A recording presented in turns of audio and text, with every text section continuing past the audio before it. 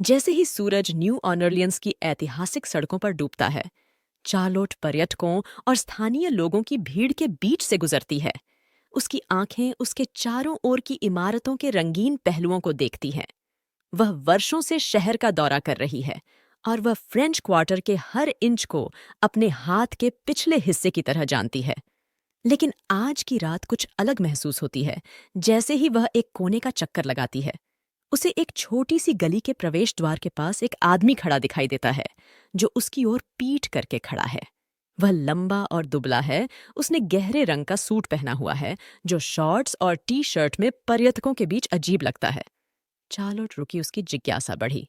शुभ संध्या, वह उस आदमी के पास आकर कहती है। कुछ पाने में क्या आपकी कुछ मदद की जा सकती है? वह आदमी उसकी ओर मुड़ता है और चार्लोट उसकी तीखी नीली आंखों और तराशे हुए नैन नक्शों से चकित रह जाती है। ऐसा प्रतीत होता है कि वह उसका अध्ययन कर रहा है। उसकी दृष्टि तीव्र और निर्विकार है।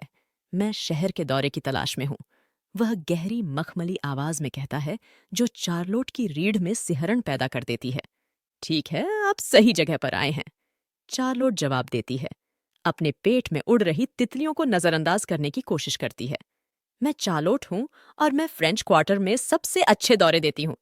वह आदमी मुस्कुराता है और अपने सफेद दांतों का एक सेट दिखाता है। इसके बारे में मुझे कोई शक नहीं। जिस तरह से आगे चार्लोट चलना शुरू करती है और उस आदमी अपने पीछे आने का इशारा करती है, जैसे ही वे हलचल भरी भीड़ के बीच से अपना रास्ता बनाते हैं। चार्लोट उसकी पीठ पर उसकी निगाहों को महसूस कर सकती है, जैसे कि वह उसकी आत्मा के अंदर देखने की कोशिश कर रहा हो। वह इस भावना को हिला नहीं पाती कि इस आदमी में कुछ अलग है, कुछ अलौकिक है। अंत में वे अपने गंतव्य पर पहुंचते हैं। दुकानों और रेस्तरां की एक पंक्ति के पीछे एक छोटा सा आंगन। चार्लोट ने प्रसिद्ध संगीतकारों, वूडू रानियों और भूतिया प्रेतों की कहानियां बताते हुए क्षेत्र के इतिहास को याद करना शुरू किया। वह आदमी ध्यान से सुनता है। उसकी आंखें कभी भी चार्लोट के चेहरे से नहीं हटती। जैसे ही दौरा समाप्त होता है, चार्लोट उस आदमी की ओर मुड़ती है, जो कई मिनट से चुप है। क्या आपने दौरे का आनंद लिया? वह पूछती है।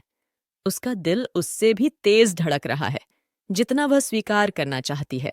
आदमी सिर हिलाता है। उसके होठों पर एक फीकी मुस्कान खेल रही है। मैंने किया। वास्तव में मुझे लगता है कि मैं इस शहर के बारे में और अधिक जानना चाहूंगा। क्या आप मुझे इधर उधर दिखाने को तैयार होंगे? चार्लोट झिझकती है, सोचती है कि क्या उसे इस अजनबी पर भरोसा करना चाहिए। लेकिन उसकी आंखों में कुछ उसे बताता है कि वह खतरनाक नहीं है, कि वह बस किसी ऐसे व्यक्ति की तलाश कर रहा है जो उसे रास्ता दिखाए। जरूर अंत में वह मुस्कुराते हुए कहती है, मैं करने के लिए खुश हूं। जैसे ही चार्लोट और रहस्यमय आदमी गैब्रियल शहर का दौरा जारी रखते हैं, वह उसकी ओर आकर्षित हुए बिना नहीं रह पाती। उसकी अलौकिक आभा और भेदने वाली निगाहों में कुछ ऐसा है जो उसके दिल को धड़कने पर मजबूर कर देता है। लेकिन जैसे ही वे फ्रेंच क्वार्टर की तंग गलियों से गुजरते हैं, चार्लोट को एहसास होता है कि कुछ ऐसा है जो वह उसे नहीं बता रहा है। अंत में गैब्रियल ने चुप्पी तोड़ी। शार्लोट, मुझे तुम्हें कुछ बताना है, वह धीमी और गंभीर आवाज में कहता है। चार्लोट अपनी जगह पर रुक जाती है। उसका दिल उसकी छाती में धड़क रहा होता है। वह बता सकती है, कुछ भी प्रकट करने वाला है, वह सब कुछ बदल देगा। गैब्रियल आगे कहते हैं, मैं अन्य पुरुषों की तरह नहीं हूं चार्लोट। मैं इंसान नहीं हूं। चार्लोट अविश्वास से उसे देखती है। यह समझने की कोशिश करती है कि वह क्या कह रहा है। आपका क्या मतलब है? क्या तुम किसी प्रकार के राक्षस हो? गैब्रियल ने सिर हिलाया। राक्षस नहीं चार्लोट। एक पिशाच। इस जानकारी को संसाधित करने का प्रयास करते समय चार्लोट का दिमाग दौड़ने लगता है। पिशाच महज एक मिथक है, एक किंवदंती है। लेकिन जैसे ही वह गैब्रियल की आंखों में देखती है, वह देख सकती है कि वह सच कह रहा है। गैब्रियल एक कदम उसके करीब आता है। उसकी आंखें तीव्र होती हैं। मुझे पता है कि इसमें बहुत कुछ शामिल है, चार्लोट, लेकिन मैं इसे अब तुमसे और नहीं छिपा सकता। मैं आपके प्रति ऐसा आकर्षण महसूस करता हूं जैसा मैंने पहले कभी महसूस नहीं किया, और मुझे आशा है कि आप मुझे वैसे ही स्वीकार कर सकेंगे जैसे मैं हूं। चार्लोट एक गहरी सांस लेती है। अपने दौड़ते दिल को शांत करने की कोशिश करती है। वह जानती है कि यह रहस्योद्घाटन सब कुछ बदल देता है। लेकिन वह गैब्रियल के प्रति महसूस होने वाले आकर्षण से इनकार नहीं कर सकती। मुझे नहीं पता कि क्या कहना है, वह स्वीकार करती है। उसकी आवाज फुसफुसाहट से थोड़ी ही ऊपर है। लेकिन गैब्रियल, मैं तुम्हारे बारे में जिस तरह से महसूस करता हूं, उससे इनकार नहीं कर सकता।